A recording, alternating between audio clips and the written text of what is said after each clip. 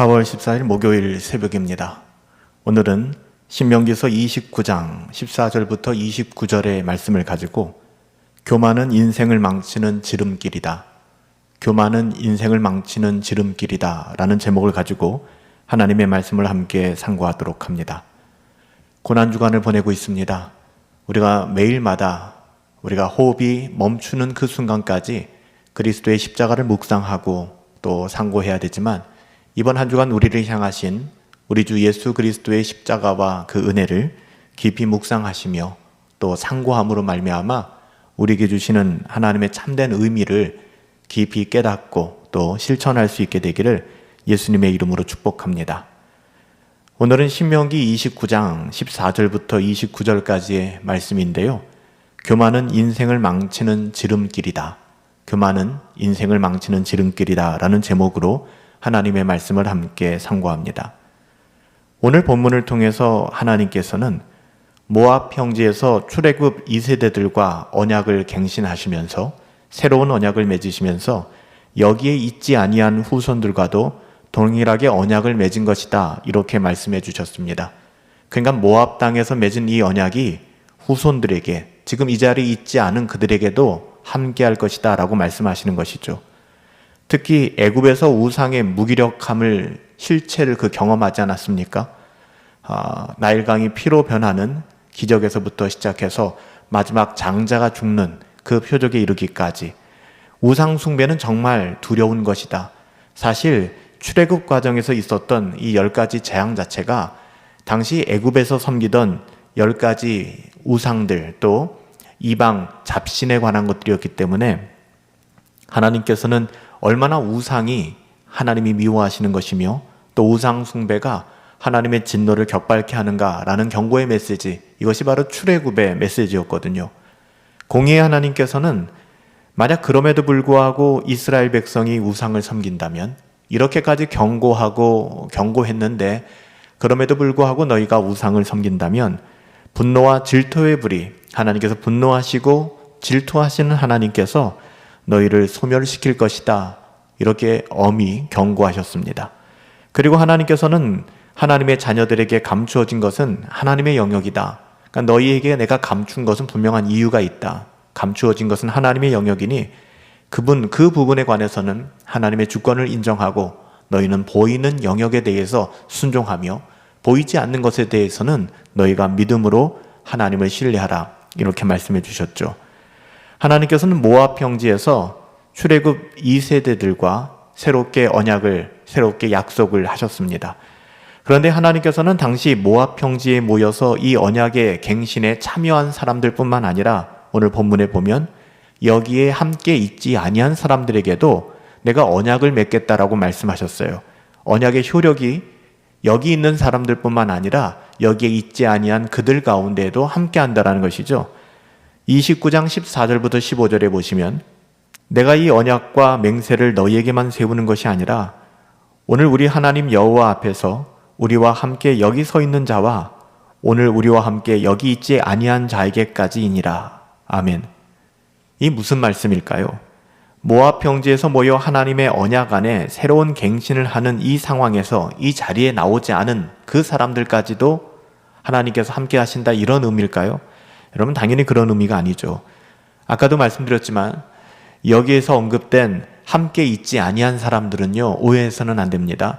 장차 태어날 경건한 믿음의 후손들에 대해서 이야기하는 것입니다. 그러니까 그 경건의 자리도 지키지 않고 또 하나님께서 나오라는 그 자리도 불순종하여 나오지 않은 사람들까지도 하나님께서 복 주시겠다, 붙잡아 주시겠다가 아니라 경건한 믿음의 자녀들, 아직 태어나지 않은 믿음의 자녀들을 염두에 두고 말씀하신 것이죠. 만약에 언약의 자손들이 실제로 육신이 죽고 태어날 때마다 이 언약을 갱신해야 한다면 이 얼마나 번거롭겠습니까? 그렇지 않겠어요? 사실 호렙산에서 맺은 언약이나 모압 평지에서 맺은 언약이나 그 내용은 동일하다라고 말씀을 드렸습니다. 모압 평지에서 출애굽 2세대들이 맺은 언약 역시 이들의 후손들과도 동일하며 유효하다는 것이죠. 그러므로 우리가 복음의 1세대가 되어 은혜의 복음, 이 하나님의 언약의 복음을 오고 가는 모든 세대에게 전수하고 또 계승시키는 것, 이건 너무나도 너무나도 중요한 일이고 또 우리의 사명이 되는 것입니다.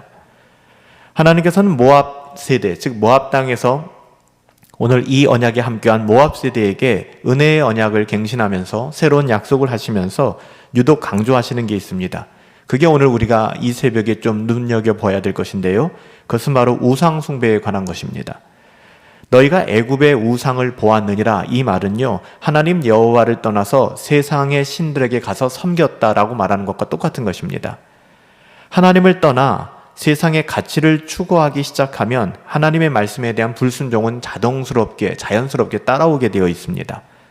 변명과 자기 합리화로 복음을 거부하며 하나님의 뜻이 아닌 자기의 경험과 생각을 이야기하기 시작하는 것이죠. 여러분, 이게 교만입니다. 이게 교만이고 불순종의 원인이 되는 것이죠. 하나님께서는 이것을 가장 미워하신다라고 말씀하셨습니다. 아담과 하와의 타락의 원인도 여기에 있었고, 이로 말미암아 하나님의 자녀들은 에덴에서 독립선언을 하게 된 거예요. 하나님의 자녀들이 하나님으로부터 어떻게 독립선언을 할 수 있을까요? 교만했기 때문에 그래요. 교만이라는 병이, 죄가 찾아왔기 때문입니다. 이 교만이라는 죄가 우리를 이 지경까지 끌고 가는 것이죠. 하나님으로부터 완전히 분리시켜버리고 마는 것입니다. 하나님께서는 먼저 애굽의 생활을 모르던 다음 세대에게 애굽 땅에서 경험했던 우상의 실체와 허상에 대해서 말씀해 주셨습니다. 출애굽 과정에서 10가지 재앙, 아까도 말씀드렸죠? 나일강이 피로 변하는, 또 개구리가 창궐한, 마지막에 장자가 죽는 10번째 재앙까지, 이것이 얼마나 무기력한 존재인지, 이방의 우상들이 얼마나 무기력한 존재인지를 정확하게 보여주신 거예요. 10가지 재앙에서 다루어진 모든 것들이 사실 애굽에서 그토록 숭배하고 섬기던 우상들이었거든요. 그들의 무능함을 출애굽 과정에서 10가지 재앙을 통해서 하나님께서 보여주신 것이죠. 하나님께서는 우상 숭배를 독초와 쑥의 뿌리와 같다라고 말씀하셨습니다. 이는 작아 보이지만 결국 전체를 파괴하고 망가지게 할 것이다 라는 이야기죠. 우상은 하나님의 언약을 정면으로 어기는 행위입니다. 이는 하나님 없이도 살겠다라는 교만함과 전혀 다를 것이 없어요. 하나님의 주권으로부터 독립선언을 한 것이죠. 내 뜻대로 살겠다는 것이죠. 하나님께서는 하나님의 자녀들이 하나님의 주권을 벗어나 살아갈 수 없음을 너무나도 잘 알고 계시기 때문에, 그래서 하나님께서는 이러한 교만을, 이러한 죄를 절대로 용납하지 않으시는 거예요. 그래서 이를 향하여 분노와 질투의 불로 그들을 소멸시킬 것이다 라고까지 경고하시는 것이죠. 교만과 우상 숭배에 대해서는 오히려 주변 민족들이 바라봤을 때 하나님께서 당신의 민족, 당신의 자녀들을 향하여 왜 이렇게 크게 노하시지? 의아할 정도였어요. 하나님은 그렇게 교만함에 대해서는 철저하게 심판하셨습니다. 여러분, 교만을 두려워하셔야 됩니다. 사실 이것은 하나님이 하나님의 백성들을 사랑하시기 때문에 징계하시고 또 견책하시는 것이거든요. 그래서 철저히 악은 그 모양이라도 버려라. 특별히 교만함에 대해서는 철저히 버리라. 이렇게 말씀하시는 것이죠. 인간의 죄성이 얼마나 부패하였고 가증한지 하나님 너무나 잘 알고 계시기 때문에 조그만한 관용조차도 죄에 있어서는, 특별히 교만함에 있어서는 하나님이 타협하지 않는 거예요. 아주 강력하게 경고하시는 것이죠. 우리는 하나님의 뜻을 다 알 수 없습니다. 하나님의 뜻을 다 알 수 있는 사람이 누가 있겠습니까? 그래서 우리는 쉽게 논쟁에 휩쓸려서는 안 됩니다. 이 정도는 괜찮다, 그거는 아니다. 여러분, 그럴 것이 아니라 오히려 하나님의 말씀, 성경의 기준을 따라, 그러니까 성경을 깊게 상고하고 분별하여서 하나님의 말씀이 주시는 그 가치를 따라서 하나님의 뜻을 상고하고 그 가운데 절대 순종하기만 하면 여러분 되는 것입니다. 그 다음에 있을 일들이 없어요. 그 전에 있을 일들도 없고, 당연히 우리는 결코 하나님을 다 알 수도 없고 하나님의 뜻을 다 담을 수도 없습니다. 다만 하나님께서 우리에게 당신에 관하여 보여주신 것, 계시된 부분들, 신구약 66권을 통해서 우리에게 주신 그 은혜의 복음을 따라서 우리는 하나님을 알 수 있는 것이죠. 그 이외의 영역에 대해서는 하나님은 선하시잖아요. 하나님을 신뢰하세요. 그리고 믿음으로 하나님의 뜻을 인정하시면 됩니다. 나머지는 하나님의 영역이에요. 그러기에 우리는 드러난 부분들, 곧 나타나서 계시된 부분들을 우리와 우리 자녀들에게 속한 것인 줄 알고 그것을 계승해주고 그것을 전수해주며 또 그것을 부지런히 가르치고 우리 또한 그 가운데 살아가면 되는 것입니다. 고린도전서 13장 9절부터 10절 사도 바울이 이렇게 고백했잖아요. 우리가 부분적으로 알고 부분적으로 예언하니 온전한 것이 올 때에는 부분적으로 하던 것이 패하리라. 또한 13장 12절에 우리가 지금은 거울로 보는 것 같이 희미하나 그때에는 얼굴과 얼굴을 대하여 볼 것이요 지금은 우리가 부분적으로 아나 그때는 주께서 나를 아신 것 같이 내가 온전히 알리라. 여러분, 교만이라고 하는 것은요, 신앙의 적색 경고등입니다. 신명기서 29장 19절 말씀처럼 이 저주의 말을 듣고도 심중에 스스로 복을 빌어 이르기를 내가 내 마음이 완악하여 젖은 것과 마른 것이 멸망할지라도 내게는 평안이 있으리라. 여러분, 이게 교만이거든요. 이 저주의 말을 듣고도, 이 경고의 메시지를 듣고도 심중에 스스로 복을 비는 거예요. 괜찮다라고 여기는 것이죠. 여러분, 이것이 대표적인 거짓 믿음입니다. 근거 없고 막연한 자기의 기대감에 빠지는 오만함에 불과한 것이죠. 하나님은 자신을 섬기지 않는 자들에게 편협한 마음을 가지고 옹졸하게 벌 주시는 분이 아니야 라고 이야기하는데요, 이건 정말 잘못된 생각입니다. 굉장히 인자해 보이죠. 부드러워 보이고 달콤해 보입니다. 점잖아 보입니다. 하나님의 마음을 드러내는 것 같죠. 하나님은 자신을 섬기지 않는 사람들에 대하여 분노하시고 질투하시고 진노하시는 그런 편협한 마음을 가지신 분이 아니야. 여러분, 그렇지 않아요. 이는 오만방자한 교만의 소산입니다. 이런 사람들은 하나님의 언약 밖에 있는 사람들이라고 성경은 이야기하고요, 은혜를 전혀 깨닫지 못한 사람들이에요. 그래서 무슨 심판이 내려도 피하고 평안을 얻을 수 있다라고 생각하는 것입니다. 마치 예레미야 선지자 시대 때 많은 사람들이 샬롬, 평강을 외쳤던 것과 똑같죠. 회개하고 돌아와야죠. 그만하면 괜찮아가 아닙니다. 철로역정에 나오는 무지와 일맥상통한 사람들이죠.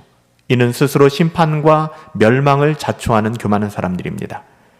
하나님께서는요, 언약을 갱신하시면서 이런 사람들과 함께 절대 멍에를 매지 말아라 경고해 주셨습니다. 거짓 믿음에 현혹되지 말고 오직 하나님의 말씀만 붙잡고 언약의 갱신자로서, 새로운 언약을 붙잡은 자로서 다음 세대에도 동일하게 이 언약을 증거하는 책임을 감당하라, 이렇게 말씀해 주시는 것입니다. 여러분, 세대가 바뀐다고 언약이 변하는 것 아닙니다. 세상적 가치가 손짓하는 상황 논리에 빠지지 말고 오롯이 복음에 합당한 가치만을 붙잡고 신실하게 그 복음을 전하며 누리며 그렇게 살아갈 수 있는 믿음의 권속들이 되시기를 예수님의 이름으로 축복합니다. 살아계신 아버지 하나님, 교만하지 않게 하옵소서. 우리의 생각과 뜻이 마치 하나님의 뜻인 것처럼 속이지 않게 하시고 오직 하나님의 말씀을 따라 순종하며 살아갈 수 있도록 은혜를 베풀어 주시옵소서. 하나님의 자녀들을 향하신 언약은 경건한 믿음의 자녀들에게 항상 동일하며 영원히 효력이 있음을 믿사오니 오늘도 참된 은혜를 구하며 믿음으로 살아가게 하옵소서. 존귀하신 예수님의 이름으로 기도하옵나이다. 아멘. 우리가 고난주간을 시작하며 첫 번째 월요일에는 자녀들을 향하여, 자녀들을 위하여 기도했습니다. 화요일은 교회와 공동체의 지체들을 위해 기도했죠. 어제는 나라와 민족을 위해서 우리가 함께 기도했습니다. 오늘 목요일 새벽에는 열방과 선교지를 위해서 함께 기도하길 원합니다. 열방의 모든 크고 작은 다툼과 전쟁이 멈춰줬으면 좋겠습니다. 또한 고통 속에 있는 영혼들에게 하나님의 위로와 구원이 임하였으면 좋겠습니다. 여러분, 그렇게 기도해 주시기 바랍니다. 특별히 5대양 6대주 흩어져 복음을 증언하고 계시는 사랑하는 선교사님들을 위하여 오늘 이 새벽엔 특별히 좀 더 우리가 기도하십시다. 특별히 라오스, 미얀마, 파푸아뉴기니아, 웨일즈, 사이판, 터키 땅에서 사역하는 우리 사랑하는 선교사님들, 그 형편들을 하나님께서 알고 계시오니 은혜를 허락하여 주시옵시고 돕는 손길을 허락하여 주시옵소서. 오늘 새벽 잠시라도 선교사님들과 열방을 향하여 우리 하나님께서 주시는 평안을 빌며 함께 기도해 주시기를 부탁드립니다. 오늘 하루도 우리가 기도함으로 성령 충만하시고 주님께 순종함으로 믿음으로 승리하는 삶을 살아가기를 예수님의 이름으로 축복합니다.